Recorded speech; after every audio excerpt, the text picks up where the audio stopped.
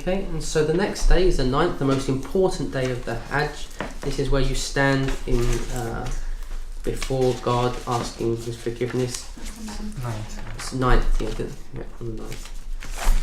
So you'll go out and you may get there before the Hajj, just rest up. The time, then you will, I don't know where you'll be, but you'll be in some tents. And you see a map here. Do you see that map? Mm-hmm. And basically there's masjid, that biggest block there, that's Masjid Namira, I think. I can't see it there. And then the mountain, the hill is there. Okay, I don't recommend going to Namira. The sunnah is to go there and pray Dhuhr and Asr together, but you can imagine that many people trying to get there, and then you'll lose your group. So I don't think your group will let you go there because it would just be havoc. So you will basically wait until Dhuhr, and then the next question is, do you join or not? Okay, there's a whole debate about this. In the Hanafi school, Imam Abu Hanifah's position is you only join if you are going to pray at Masjid Namira behind the Imam. His two students said no, you can pray. So there's this leeway. So just do what your tent's doing. Okay, don't start a whole, trying to split in the camp. So just find out what your group's doing, let's do what they do. So if they don't join, don't make a fuss about it. If they decide to join, just join them. So you'll be joining Dhuhr and Asr with 2 iqamas. So one for Dhuhr and then one after for Asr, if you do join. And then the time really to take advantage of Arafat is between Asr and Maghrib. That's when you're basically supposed to be giving it some. So it's recommended to face the Qibla, stand and hands raised, making dua.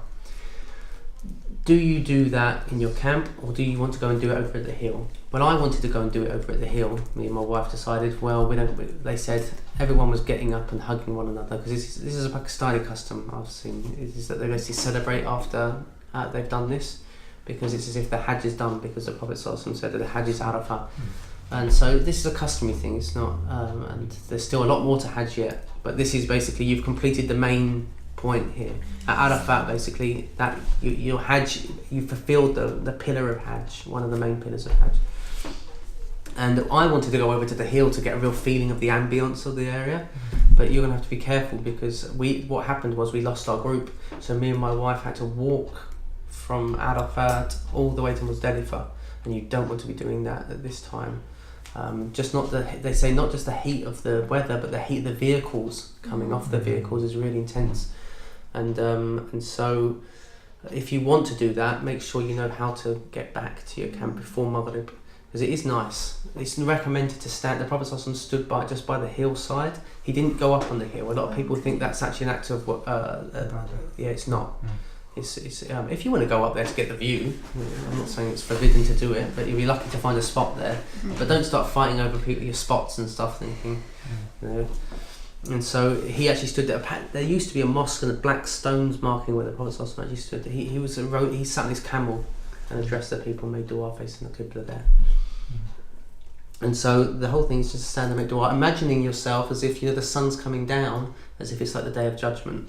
And so you're asking Allah to have mercy upon you and so forth. And there are some recommended dhikrs to make there, and I've not put them on there. I think it's La ilaha illallah wahdahu la sharika lahu mulku wa lahu kulli shay'in qadir 100 times. That was recommended. I haven't got it on my thing. I forgot to put it on there. Oh yeah, is it here? Let's see if I've got it.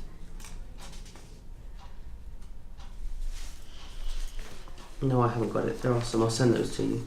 There's some dhikrs to do there. Okay, this is the day, Yawm al-Arafat, Allah forgives people more than any other day. He comes down to the heavens and he says to boast before his angels. These people have come from afar, all dishevelled and so forth. Do you think I would leave them to their own devices and not forgive them? And then Satan is most despaired on this day. He throws dust on his head with frustration. And so it's forbidden for you to believe that God will not forgive you on that day. So all you people that are suffering from too much guilt and stuff and thinking you're not worthy, you are worthy on that day. Okay. So that's it. And so you're going to basically you do not leave until Maghrib. So once Maghrib, the sun sets, now you're heading towards Muzdalifah. You'll get on your coach. So make sure, take advantage of the time making dua until the sun actually goes down, and then you head to Muzdalifah. And so you're getting your coaches, you're getting to Muzdalifah, and you are going to be roughing it for the night. When you're at Muzdalifah, it's basically the toilets are queues and queues and queues and queues and queues. There's no food whatsoever apart from people throwing stuff at trucks, and it's these boxes of all this like processed food. It's not very nice. So it's best to have something with you. And then you'll just be lying on the dirt waiting for the Fajr.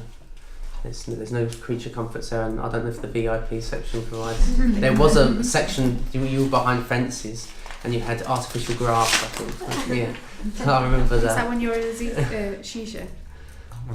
No, this is Muzdalifah. Yeah, Muzdalifah. I think we're with everyone. Oh, okay. I don't know what the situation. Some people actually take tents with them, and they stay in little tents just to keep warm. I think we have sleeping bags, so we allowed to take those. Yeah, you'll be allowed to take them. So some people recommend you stay up the night doing prayer. Just pace yourself. I'd get some sleep if I were you, because you've got a really heavy day next day. So some people recommend you pick up your stones there.